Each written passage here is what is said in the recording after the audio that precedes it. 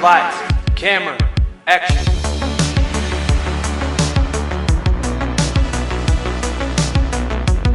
Hey guys, welcome back to our podcast. Hey guys.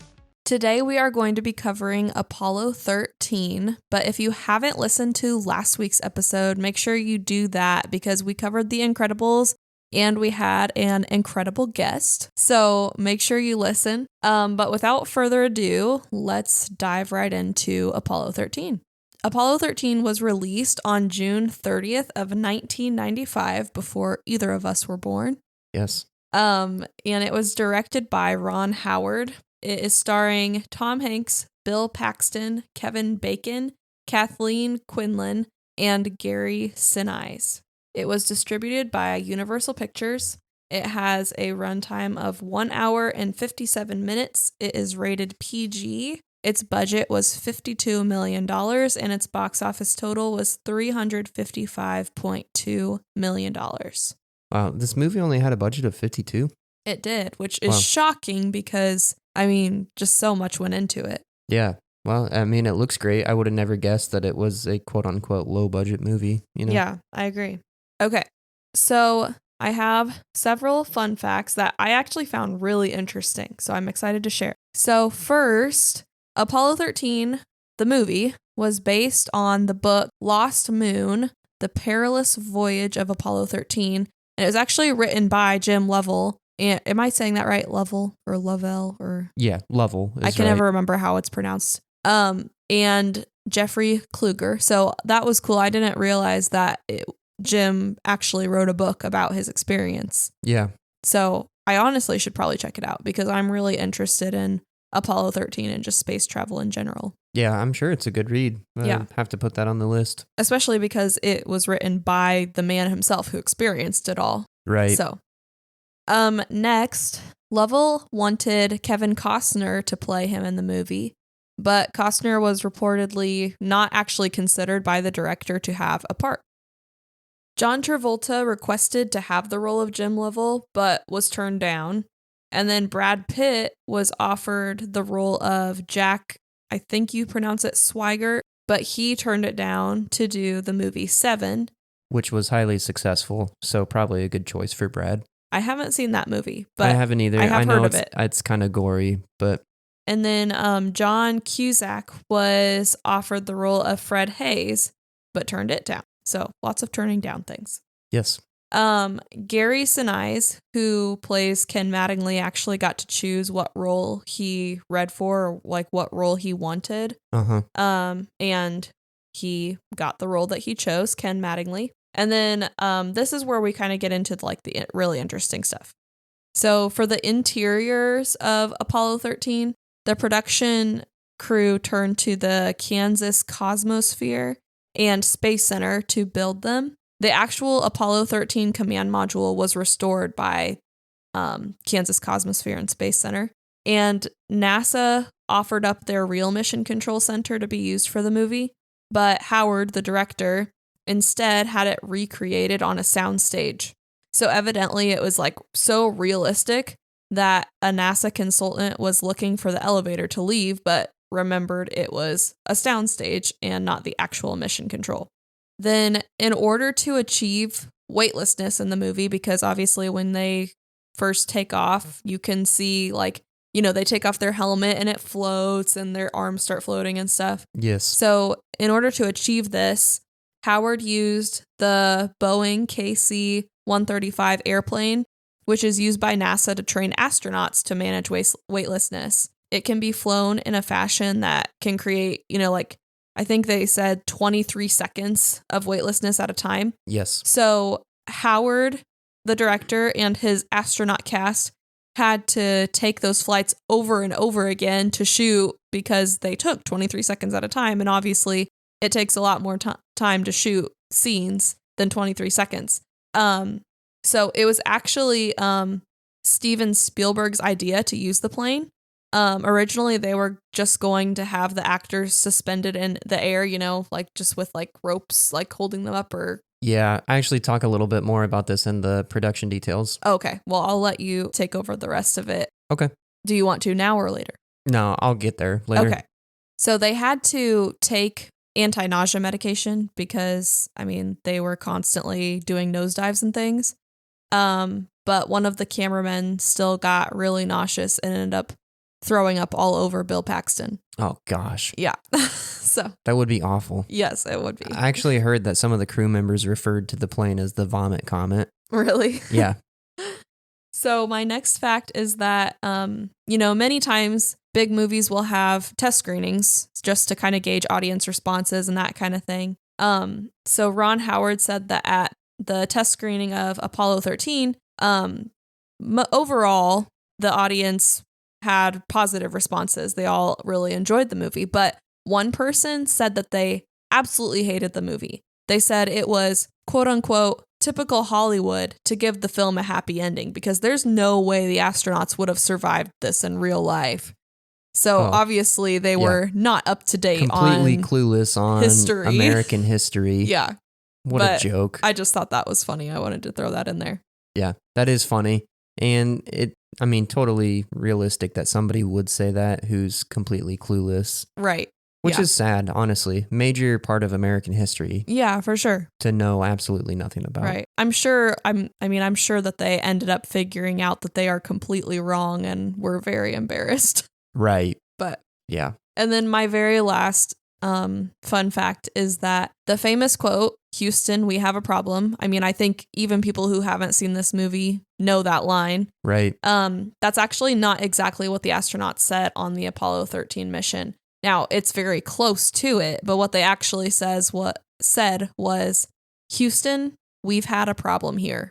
So okay. It's close, but not exact. Gotcha. So. Okay, cool. Well, then I will jump into production details if you're all done. That's everything. Okay, sweet. So I've got a little bit of pre-production stuff, so we'll start there. So to prepare for the roles in the film, Tom Hanks, Bill Paxton, and Kevin Bacon all attended the U.S. Space Camp in Huntsville, Alabama.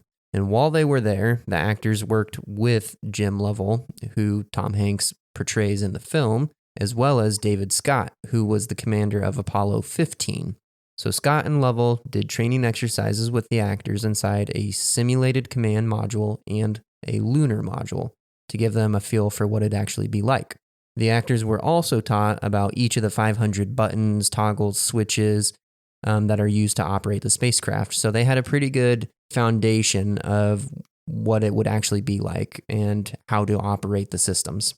Each member of the cast performed extensive research for the project to provide an authentic story, and Scott was actually extremely impressed with their efforts, stating that each actor was determined to make every scene technically correct, word for word. So I think that really shows in the end product of this movie that all these guys sound believable, and it just goes back to show that these guys are like professionals, that they took the time to learn about everything that they'd be talking about in the film. Very similarly, Ed Harris and all the actors who portrayed flight controllers, which a flight controller is like a NASA control center mission support person, like the people that are at mission support on the microphones talking to the astronauts. That's called a flight controller. Mm-hmm. Ed Harris being the primary flight controller. He was the guy who had kind of the buzz cut and was in charge. Mm-hmm. They all enrolled in a flight controller school, which was led by Jerry Griffin, an Apollo 13 flight director, and flight controller Jerry Bostick. The actors that enrolled in this school studied audio tapes from that mission, as well as reviewed hundreds of pages of NASA transcripts, and they also attended a crash course in physics. Now, moving on to actual production of the film, principal photography began in August 1934. Director Ron Howard was very adamant going into the project that all the shots in the film be original. So he did not want to reuse any of the Apollo 13 mission film from the real flight. So everything had to be recreated for this movie. He was not going to use any of the original film. And he also was adamant that CGI be used as little as possible. Not because he had anything against it, but at this point in time, CGI really wasn't what it was today. This is back in 1994 when the movie came out. So, or was it 1994? 1995. Okay, so 1994 when the movie was being worked on. Mm-hmm. So anyways, he was adamant that they do as much for real as possible, which included using miniatures of like when a rocket blasted off for the first time. They used a miniature model to do that. Oh. Which still looks very realistic and believable. Yeah, I didn't know that until just now. Yeah. I'm glad that they decided not to do CGI just because, like you said, you know, like back then it wasn't obviously as advanced as it is today. And I hate when, you know, you see older movies and the CGI, like you can just tell that it's CGI. Like it just takes you out of it. So I'm glad that they did what they did. Yeah. And even if it's something that like doesn't look quote unquote the most realistic, I think it really says something about like the ingenuity of the filmmakers, because something that's shot practically, even if it looks maybe a little janky, still looks more believable than like really bad CGI. Right. Yeah. So one of the main issues that director Ron Howard faced when shooting the film was figuring out how to shoot in zero gravity. So you touched on this earlier. But one of the issues was that he knew if he used CGI to make that happen, that it would not look good. So that was automatically off the table. So the alternative would have been to use wires, have the actors on wires. But that would have been extremely uncomfortable and laborious for the actors because they would have been shooting for a really long time on those wire rigs. But it also probably would not have been as convincing. So Howard was really struggling to figure out how to make this happen, and he eventually ended up approaching Steven Spielberg, who gave him the idea to film using the KC-135 airplane. So Howard was very pleased with the results. However, during one flight, the KC-130 is only able to achieve 23 seconds of zero gravity, as you stated earlier. So what they ended up having to do was 612 zero-G maneuvers to obtain all the shots for the movie. I can't imagine having to do that over 600 times. I can't imagine how long it would have taken to be on that plane. Oh, yeah. You know, just over and over again doing the same maneuver to get that effect. Would have been crazy. Yeah.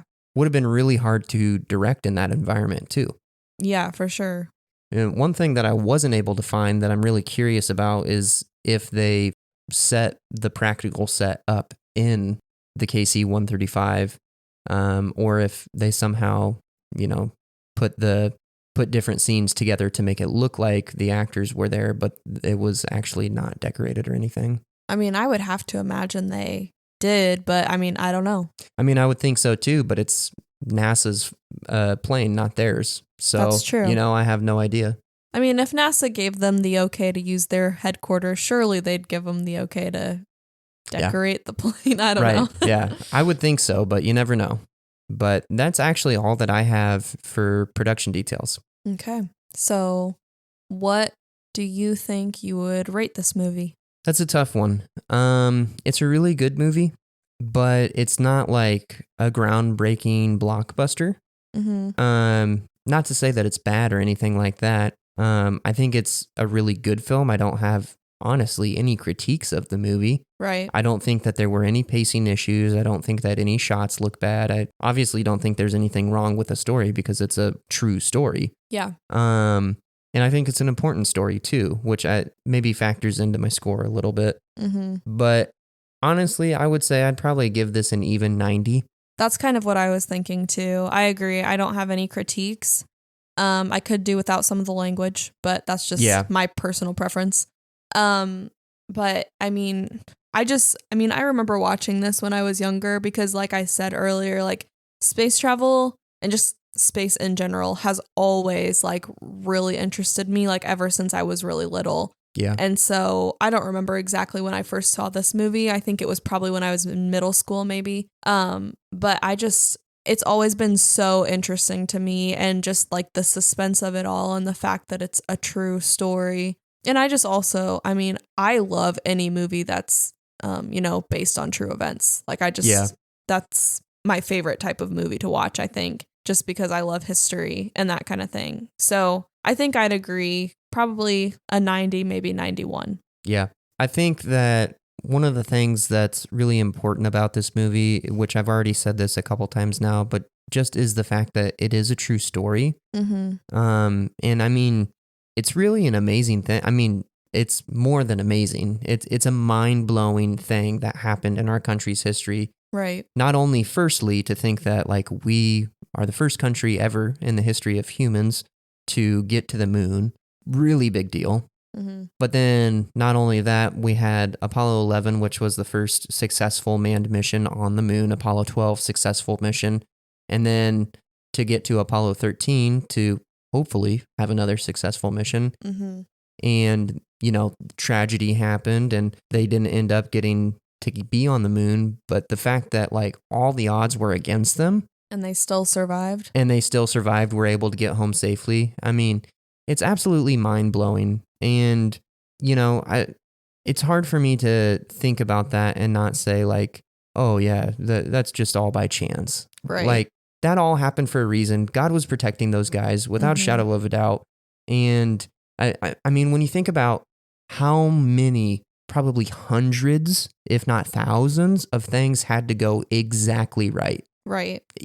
Exactly right. Mm-hmm. If nothing else, just to illustrate how high the stakes were and how high the odds were against these guys. Right. When they were catapulting around the moon, basically, and they were going to be trying to enter the Earth's atmosphere, they had to hit it at just the right angle. I think they said within a 2-degree. Yes, that's what I was going to say. Yeah. Within a 2-degree angle, because if it's too steep, then they're going to miss it completely. If it's the opposite of too steep. Yeah, if it's the opposite of too steep. I don't know the word. Then they're going to bounce right off the atmosphere. Mm-hmm. So extremely little room for error. Mm-hmm. And that's just one example. Yeah. I mean, there were countless other things that had to go right. So it's really an amazing thing. Yeah. And to think that like there wasn't any like, oh, Hollywood added drama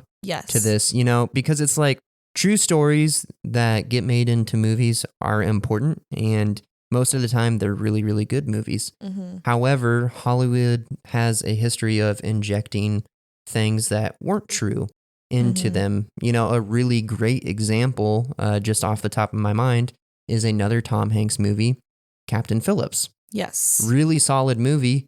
But not accurate. But not accurate at all, to the point where the actual crew who survived the events of the pirate attack on that ship ended up suing the production company that made that movie, and they won because they were able to prove that they falsified this account and that Captain Phillips actually really wasn't a hero. Right. That, you know, potentially he put people at risk in that situation and that he did not save people's lives.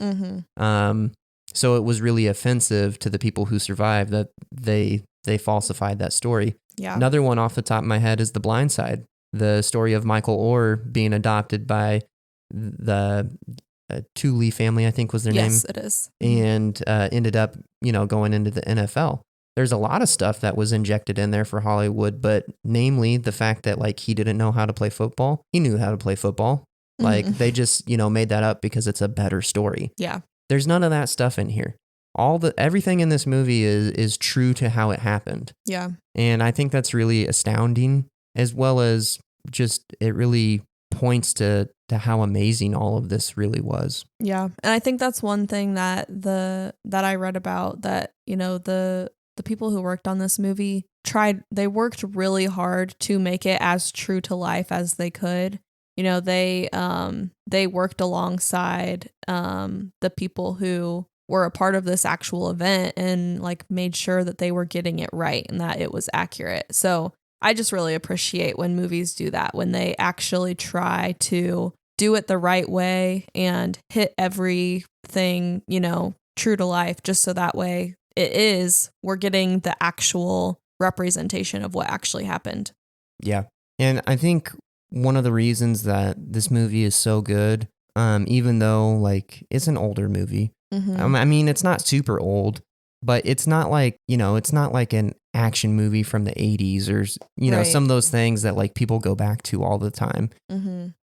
What I think makes this movie so good and easily rewatchable, and it kind of stands the test of time.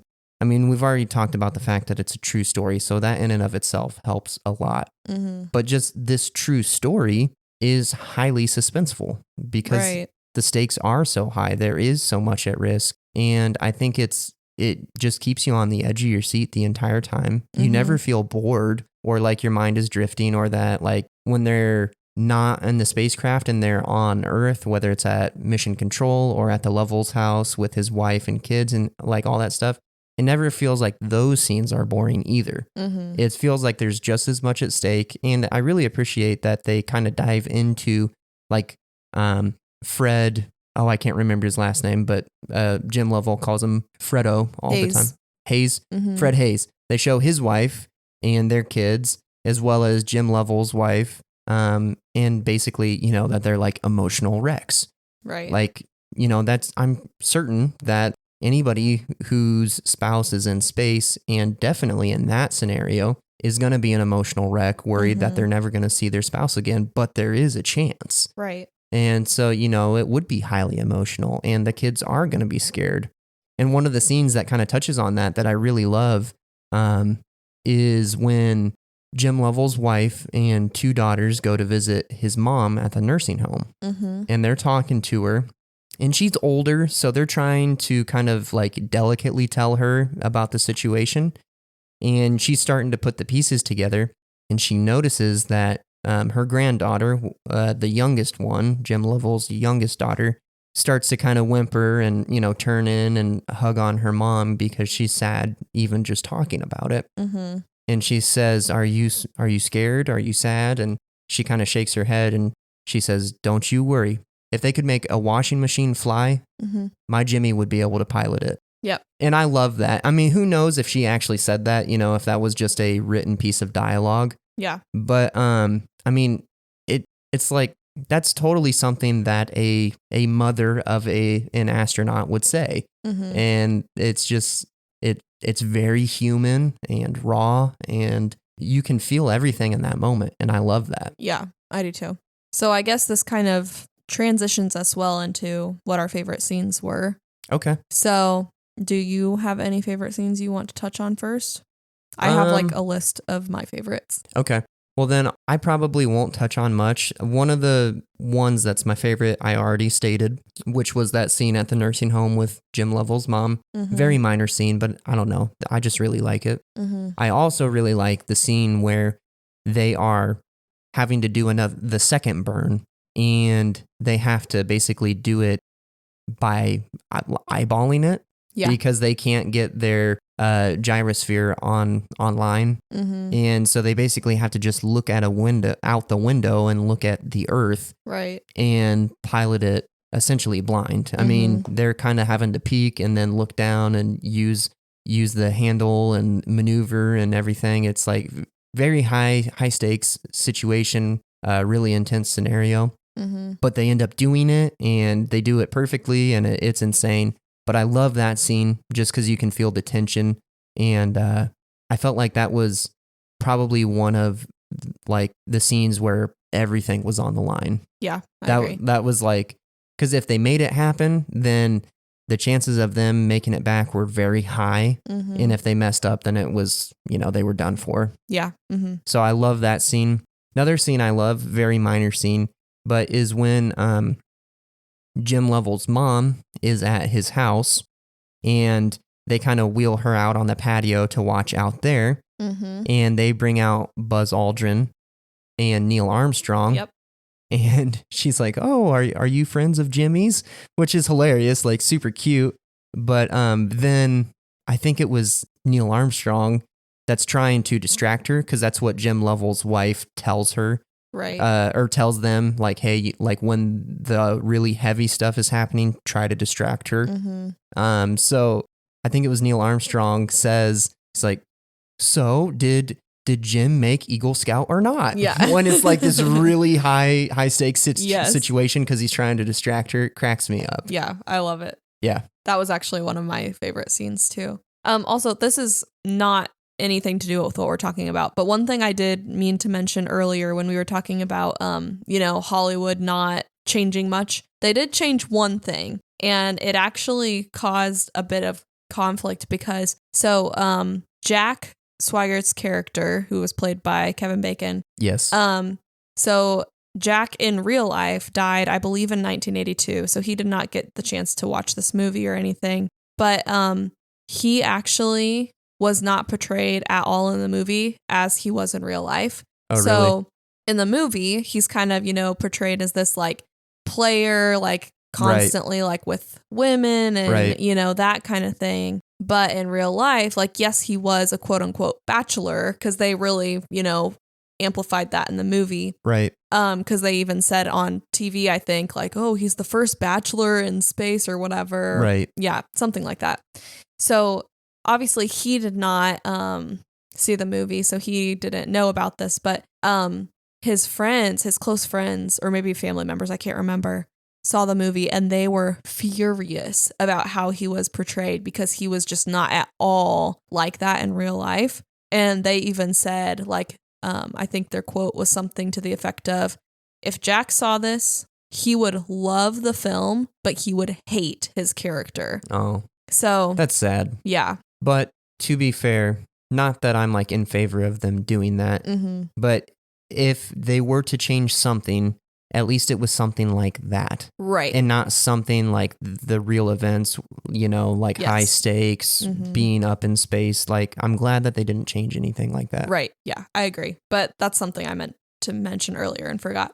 So my favorite scenes, one of them, it's not necessarily my favorite scene, but I just really was glad that, I can't remember her name. What was Jim's wife's name? I can't remember. Okay. That's why I've just been saying Jim Lovell's Mrs. wife. Lovell. Yeah, there you go.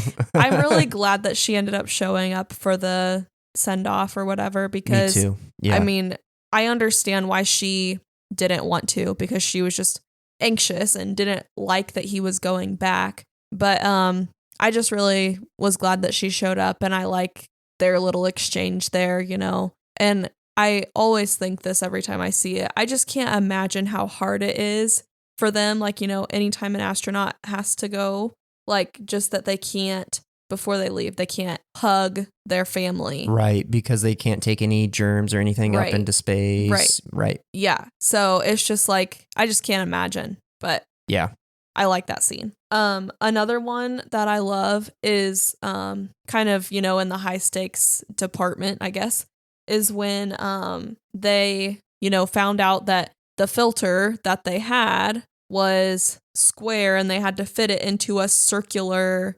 compartment or whatever. Right. And I really like that scene when the guy comes into this room and he dumps all these supplies onto the table and he was like, okay, this is what they have. Right. We need to build a filter out of this. Yeah. I really like that. And yeah, I love that too. And the fact that they did it too. Yeah, it's crazy. Yeah. And then kind of going off of that, I also really like when they bring Ken in to help. Yes. And just how he's getting ready to go into the like simulator, and he asks for a flashlight and somebody hands him one and he says, this is not the flashlight they have on the ship. Right. Only give me things they have on the ship, like the exact things.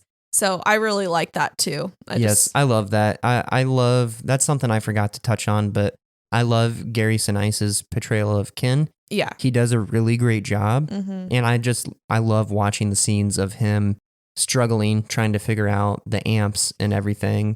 Right. It's just really cool. And again, like when they're cutting from Apollo 13 back to NASA or whatever, and they're showing Ken working on that, even though like Ken's not in danger, so to speak, the stakes still feel incredibly high. Oh yeah, he's got sweat dripping down his face. Exactly. And I just, it's really well done in terms of keeping the momentum, keeping you on the edge of your seat and everything. Yeah. And another thing that I really think was probably a God thing, just that the fact that Ken had to stay back obviously sucks. Right. I mean, who knows if they would have figured out what they needed to if he wasn't there. Right.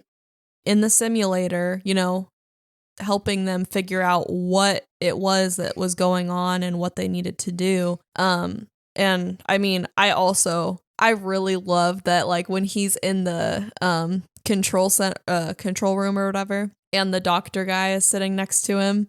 Yeah. And he looks over at him and he's like, I don't have the measles. Yeah. Because Jim Lovell asks him, he says, hey, are the flowers blooming? Yeah. And that was code for, do you have the measles? And yeah. Ken doesn't even hide it. He just looks at him. He's like, nope, I never contracted the measles. Yeah. Or something like that. It's like, yeah. Yeah. I love that. Yeah. Me too. And then I have two more that I can think of off the top of my head that are my favorites. Okay. First, when I can't remember, what was that guy's name, that, the mission control guy that had the buzz cut blonde hair? I don't remember his character's name, but Ed Harris portrays him, I believe. So Ed Harris's character, I really love when the one bald guy with glasses is talking about how, this could be like the biggest disaster, or I can't remember his exact wording, but the biggest disaster that NASA has ever experienced or whatever. Yeah. And he looks over at him and he was like, I think this is going to be our finest hour. Yeah. He said, respectfully, sir, I believe this is going to be NASA's finest hour. And he tightens his tie. Yeah. It's like, I love that moment too. Yes. Super powerful, super strong. And just the fact that, like, he didn't write them off. Right. I love that like, he still had faith that they were going to make it. Yes. And, it really is a shame. Like, there's always going to be people in situations that are doubters or, whatever. But it's a shame that not everybody was pulling. Yes. And like truly believing. You can call them like skeptics, or maybe they are realists or whatever. But like, I mean, those are your people. You should believe in them. And my last one that I absolutely love is just when, they're saying they're heading back toward Earth. They're and they have this, I think it was like a 3-minute window where they weren't going to have any communications. Right. And but then as long as, they're saying as long as we hear something back by the 3-minute mark, like, we know that they're okay.